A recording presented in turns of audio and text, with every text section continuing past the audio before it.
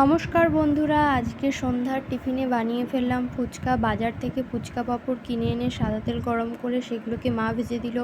তারপর আমি আলুটা বানিয়ে নিচ্ছি। আলু সিদ্ধর মধ্যে তো শসা কুচোনো, লঙ্কা কুচোনো, ভাজা মশলা, বিট নুন, তারপরে হচ্ছে কাঁচা পেঁয়াজ তার কুচোনো, আর হচ্ছে চাট মশলা দিয়ে ভালো করে মেখে নিতে হবে। মেখে খানিকক্ষণ রেখে দিয়েছিলাম। তারপরে টক জলটা বানিয়ে নিচ্ছি। তেঁতুলটা ভালো করে খানিকক্ষণ ভিজিয়ে রেখেছিলাম। তারপর পরিমাণ মতো জল দিয়ে তার মধ্যে চাট মশলা, তার মধ্যে ভাজা মশলা যেগুলো গুঁড়ো করে রাখা ছিল, বিট নুন আর হচ্ছে পাতি লেবুর রস দিয়েছি। আর লেবুটার যাতে ফ্লেভারটা আরও ভালো আসে সেই জন্য লেবুটাকে একটু ঘষে ভালো করে দিয়ে নিয়েছি। সত্যি খুব সুন্দর টেস্ট হয়েছিল খেতে। নিজে বানিয়েছি বলে বলছি না, বাড়ির সবাই ভালো লেগেছে। তারপর গপ গপ করে খেয়ে নিলাম ফুচকা।